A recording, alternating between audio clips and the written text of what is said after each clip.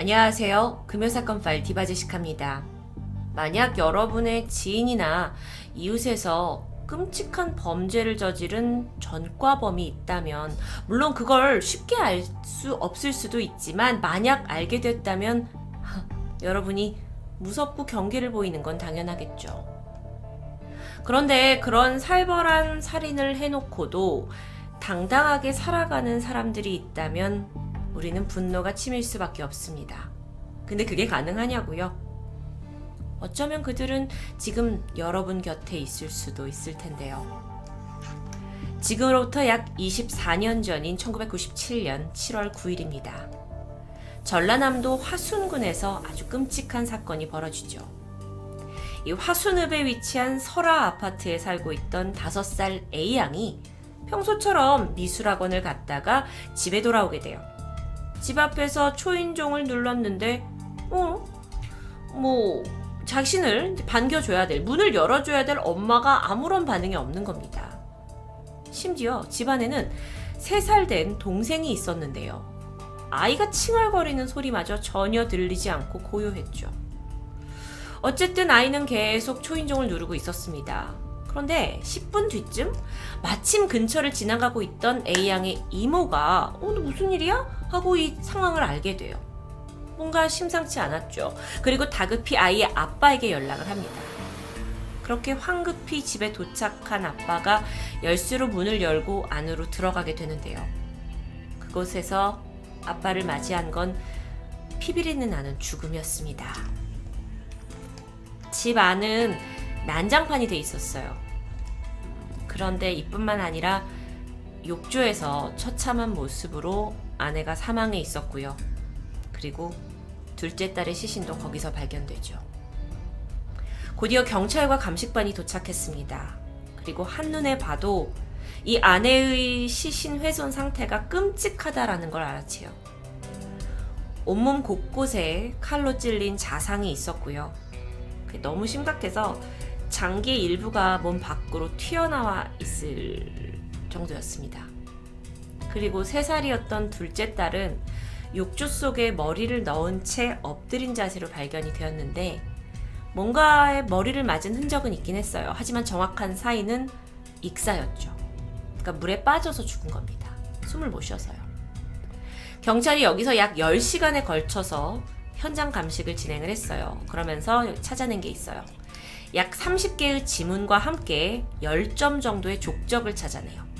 발바닥이 이제 신발 자국이 찍혀 있는 거예요. 그리고 또 한 가지, 이 실제 칼인데요. 부분 아주 심하게 찌그러진 30cm 정도가 되는 과도를 발견합니다. 자, 이 3가지를 가지고 감식을 해봤더니 지문, 이게 모두 가족들의 것이었어요. 의미가 없죠. 그리고 범행도구로 의심했던 이 과도, 이건 집에서 아내가 평소 자주 사용하던 물건으로 추정됩니다. 그렇다면 외부에서 온 게 아니기 때문에 이걸 가지고 범인을 특정할 수가 없었어요. 하지만 족적은 달랐습니다. 족적은요, 몇 개가 이제 10개가 나왔죠. 근데 그걸 분석해 보니까 이게 4명의 것으로 확인됩니다. 4명. 범인이 1명이 아니란 얘기예요. 그런데 각각의 사이즈가 245에서 255 사이였습니다. 도대체 누가 모녀를 이렇게까지 잔혹하게 살해를 했을까요? 일단 보니까 이게 실제 사진이 아닙니다. 이 아파트에는 외부에서 침입을 한 흔적은 없었어요. 그러니까 범인들이 들어오려고 했을 때 아내가 직접 문을 열어줬을 가능성이 높죠. 그런데 이 아내 이 씨는 평소에도 경계심이 많아요. 그래서 낯선 사람이 초인종을 눌려도 문을 잘 열어주지 않는 성격입니다.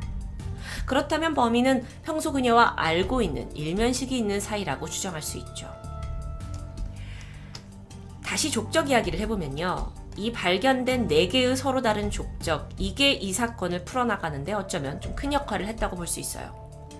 사이즈가 245에서 255? 이게 성인이라고 보기에는 좀 작죠. 그렇다면 발이 좀 큰 여성들이었을까요? 경찰은 그 당시에 아내가 경계를 풀고 문을 열어줬다라는 점에서 프로파일러들을 데리고 분석을 했죠. 그리고 범인은 청소년일 가능성이 높다고 판단합니다. 그리고 나서 아주 놀라운 사실까지 밝혀내는데, 이 범인들이 각각의 집안에서 첫째 혹은 외동일 거라는 아주 자세한 분석이었어요. 아니, 이걸 어떻게 알 수 있느냐, 족적만 가지고 라는 생각이 들었는데요. 통계적인 이야기예요. 통계적으로 첫째들이 둘째들에 비해서 신발 치수가 평균보다 한 치수에서 반 치수가량 작다고 합니다. 여기에서 추측이 나와요. 그러고 보니까 저도 첫째인데 제 동생보다 제가 반 치수, 저는 240이고 제 동생은 245거든요.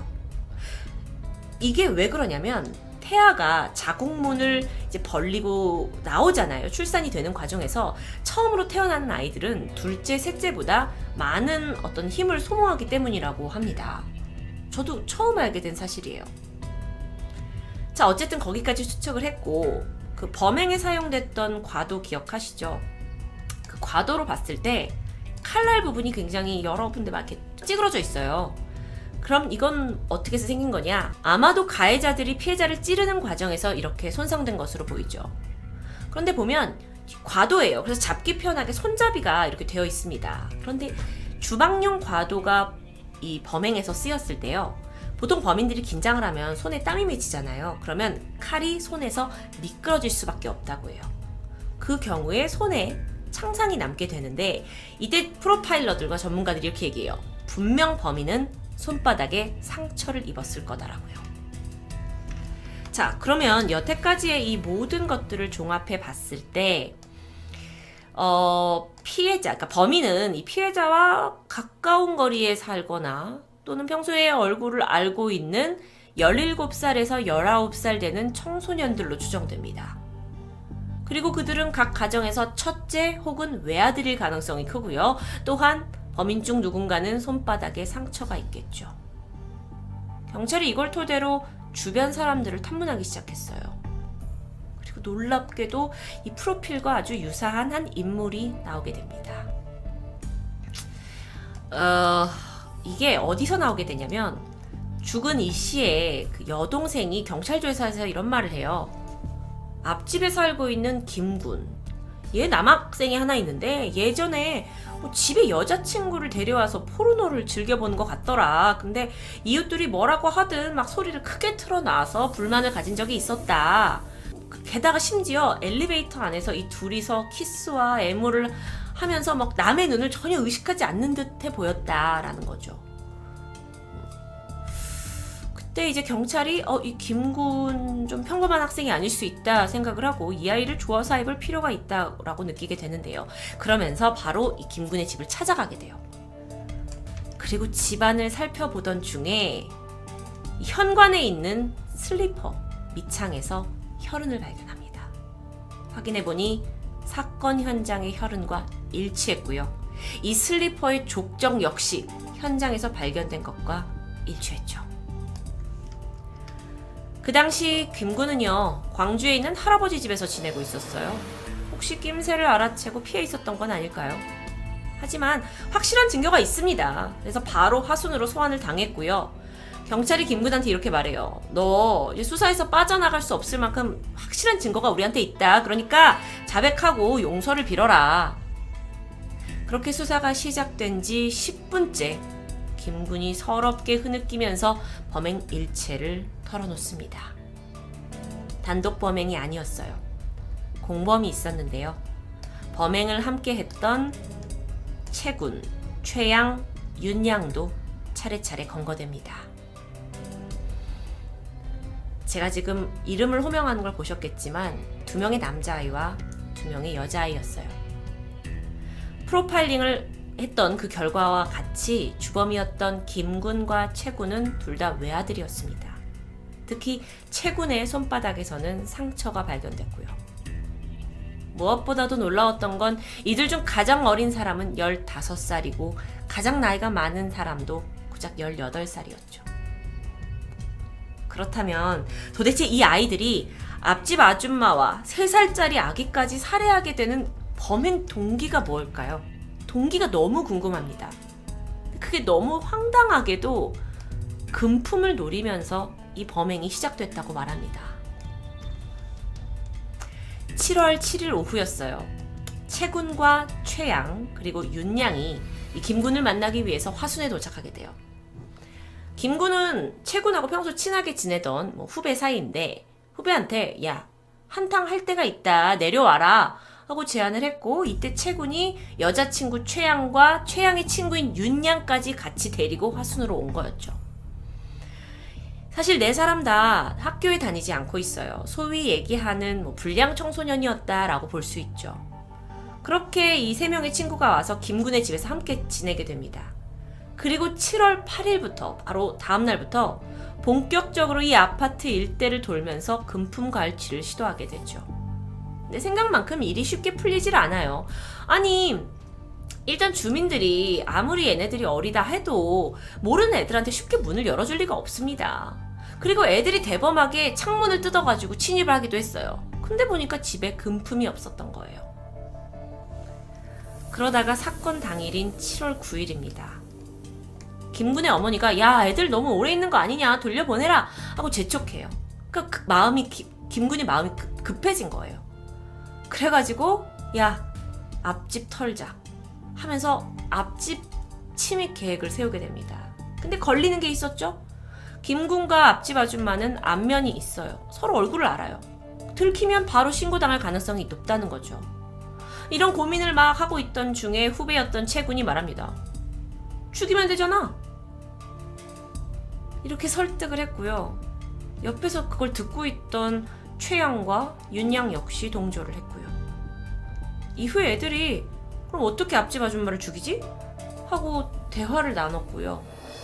이때 김군이 평소 앞집에 몇 시에 사람이 들어가고 나가고 하는지 패턴을 대략적으로 알고 있어서 지금 시간쯤이면 아마 아줌마랑 애기밖에 없을 거야. 우리 그냥 들어가서 때려 죽이자 라고 말하면서 오전 11시경 앞집 초인종을 누릅니다. 아내 이씨가 별 의심 없이 문을 열어줬어요.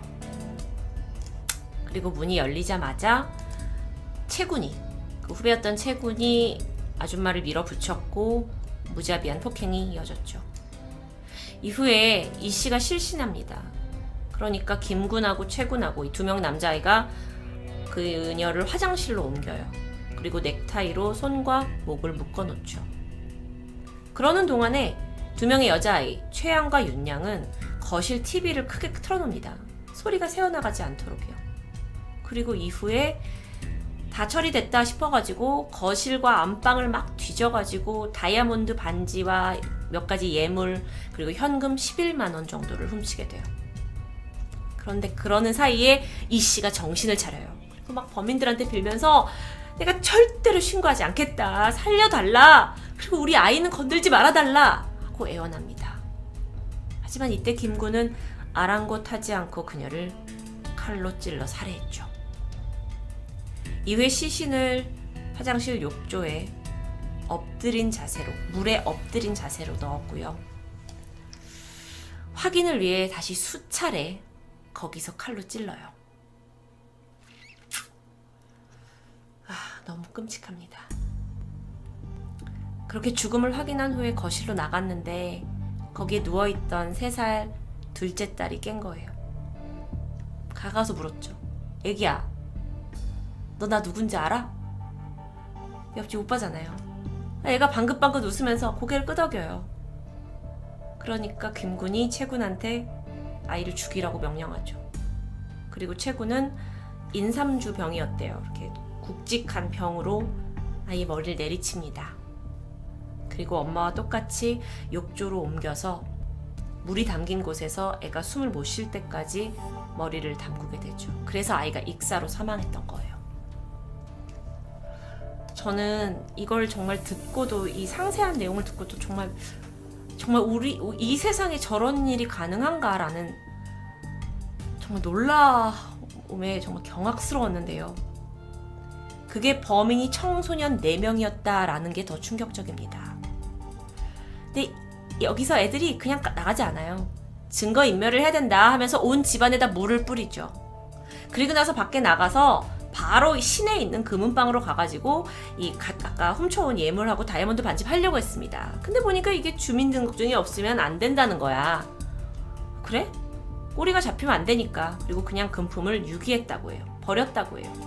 자, 그렇다면 사람 2명을 죽여서 예물과 이걸 챙겼는데 예물은 뭐 아무런 의미가 없이 됐어. 남은 건 현금 11만 원입니다. 그 11만 원으로 4사람은 삼겹살을 먹었고요. 노래방에서 1시간 동안 신나게 노는데 이 돈을 모두 사용합니다. 그리고 그들끼리 약속하죠. 우리 이제 앞으로 이 이야기는 영원히 하지 말자 라고 맹세까지 하면서요.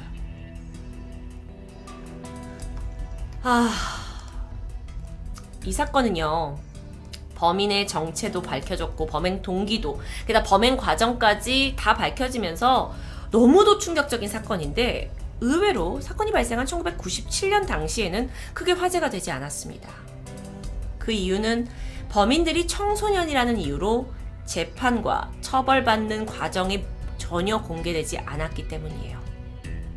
아무리 흉악한 범죄를 저질렀어도 범죄를 저지른 애가 청소년일 경우에 내려지는 최대 형량이 어떻게 되냐라고 보면 징역 15년입니다. 누군가를 살해하면 징역 20년, 25년, 40년 무기징역을 받죠. 하지만 청소년일 경우는 최대가 15년이라는 거예요. 그 이유가 뭔가요? 알아보니 아이들은 어렸을 때 실수로 전과를 가지고 있다고 해도 후에 자라나면서 개선될 가능성이 높다고 보고 있기 때문입니다. 화순 설화 아파트 사건. 1997년이면 지금으로부터 약 24년 전에 벌어진 사건이죠. 그들이 최고 구형인 15년형을 받았다 하더라도 지금쯤이면 이 4명 모두 감옥에서 나와서 우리 주변 어딘가에서 살고 있겠죠. 그들은 이제 죄를 다 뉘우치고 착한 시민이 되어 있을까요? 많은 분들이 인터넷에서 이 사진을 한 번쯤은 보신 적이 있을 겁니다. 출소하면 연애하고 싶어요 말하고 있는 여성 재소자인데요. 그녀가 바로 이 화순 설화 아파트 사건의 공범이었던 최양 혹은 윤양이라는 가능성이 제기되고 있습니다. 그 이유를 알아보니까 이게 방송이 된 연도를 기준으로 했을 때 소년법에 의해서 최고 형량인 15년형을 받기 위한 그러니까 이 15년형을 받으려면 굉장히 강력 사건이어야 돼요. 그런데 그런 강력 사건이 당시에 화순 사건밖에 없었기 때문이에요. 그래서 이 아이로 이제 사람들이 추정을 하고 있는 거죠. 그런 범죄를 저질러 놓고 나가면 연애를 하고 싶다라고 좀 뻔뻔하게 말하고 있는 이 모습이 정말 많은 사람들을 분노하게 합니다. 하지만 그녀 또한 2012년에 만기 출소했고 이제는 여러분의 곁에서, 우리의 곁에서 일반인과 다름없는 삶을 살고 있겠죠. 공범인 김군과 최군 역시 마찬가지입니다. 흉악범이 누군가의 옆집 가정을 완전히 파탄낸 4명의 청소년, 나이가 어리다는 이유로 보호 조치를 받기도 하고 또 사건은 그들의 처벌은 세상에 제대로 알려지지도 않고 있는 실정입니다. 게다가 나이가 어리니까 살인을 했어도 더 적은 형량을 받아야죠. 이게 과연 합리적인 판단일까요? 정말 많은 의문과 질문을 하게 했던 화순 설화 아파트 사건입니다. 여러분의 생각을 댓글로 자유롭게 남겨주세요. 금요일 사건 파일 디바제식합니다.